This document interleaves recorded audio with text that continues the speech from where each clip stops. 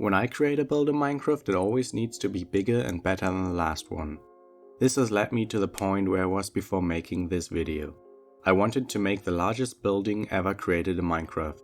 But before I could start to build, I had to find out how big it actually needed to be. So I did some research and scoured the internet for the biggest buildings that I could find. The two strongest candidates that I discovered were the Uncensored Library, which is around 730 blocks wide and 530 blocks long, resulting in a total base area of almost 387,000 blocks. And the other one is a build called Center of Valhalla. This creation has a dimension of 1300 by 500 blocks, making a total of 650,000 blocks. Of course, it's possible that even bigger buildings than that exist, so to be safe I decided that my palace was going to be around 1100 by 1100 blocks long, resulting in a base area of a little over 1.2 million blocks. Now it was finally time to create an outline of the palace. I did this by dividing the area up into many smaller squares, which allowed me to keep the proportions consistent. Doing this instead of just starting to build was essential, as my project had to be perfectly symmetrical. After this was done, I used the frame of one of the towers to develop a fitting building style. For this I took heavy inspiration from the Parliament of Budapest. This meant that I had to use white as my primary color with black as an accent and red for the roof. Now that I had an idea of how my palace was going to look like, it was time to start the actual building process. I began by designing the entrance because it simply was the easiest part to start with. Sadly, my recording got corrupted, so I can only show you how it looked like after the session.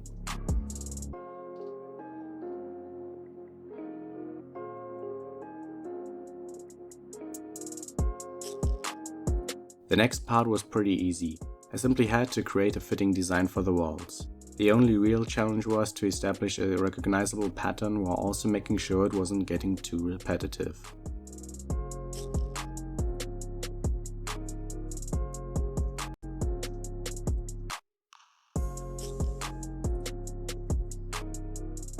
I also had a lot of fun designing the decorations for the big tower.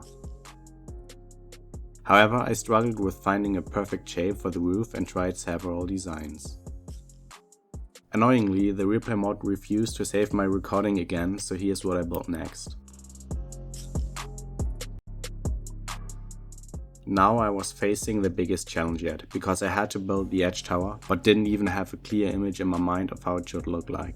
So I didn't know how to start. The only thing I knew was that it needed some sort of dome on top of it. The second issue for me was that it was incredibly hard to get the proportions right. I wasn't sure how tall the tower needed to be, and I didn't know how big I was going to make the diameter of the dome. Sometimes the solution to problems like this is to simply start building, because somehow it turned out exactly how I wanted it to be.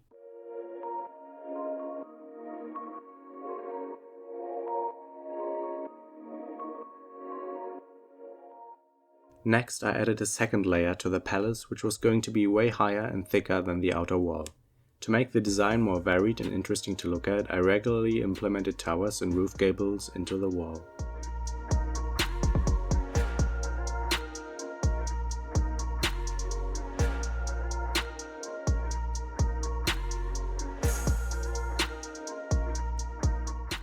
I don't know where my obsession with domes comes from, but it was so fun building them that I had to place another one at the center of the roof.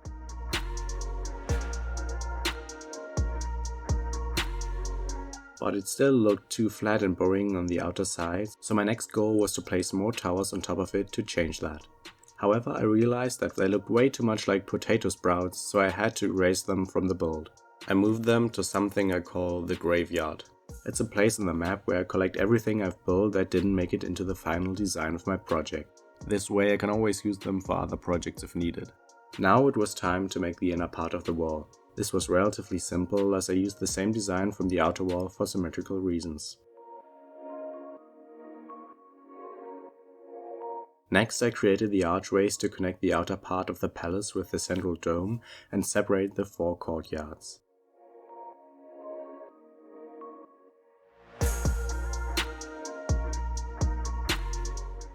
After that, I finally got to build the heart of the project.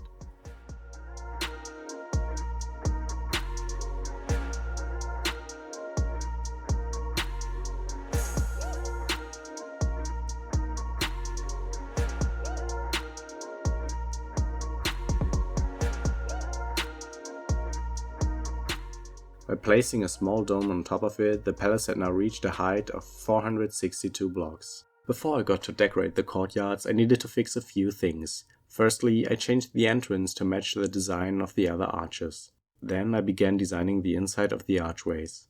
This way you can actually walk through the entrance into the gardens. I tried to light the area up, but it was simply too big, so I had no choice but to leave it dark.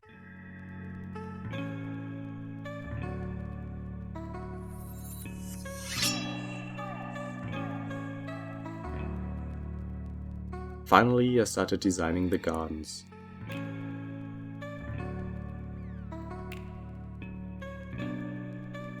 It took me a while to find a fitting outline, but eventually I chose this symmetrical design with beds surrounding the center where a giant tree would grow. I kept the greenery in the beds pretty simple so the tree would stand out even more. It had been ages since I last built a tree, but I was very satisfied by how it turned out. Having finished the tree, the palace was finally complete, so here's a little cinematic showcasing the build in its entirety for you to enjoy.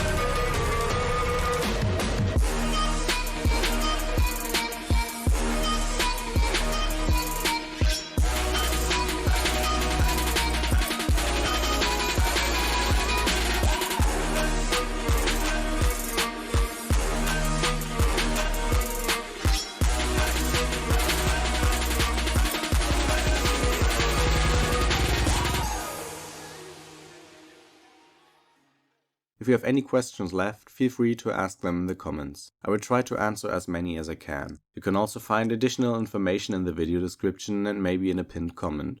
Finally, before I end this video, I just want to announce that I'm already working on a new project, so it would really be a shame if you didn't subscribe to me if you enjoy what I'm doing. Thanks for watching.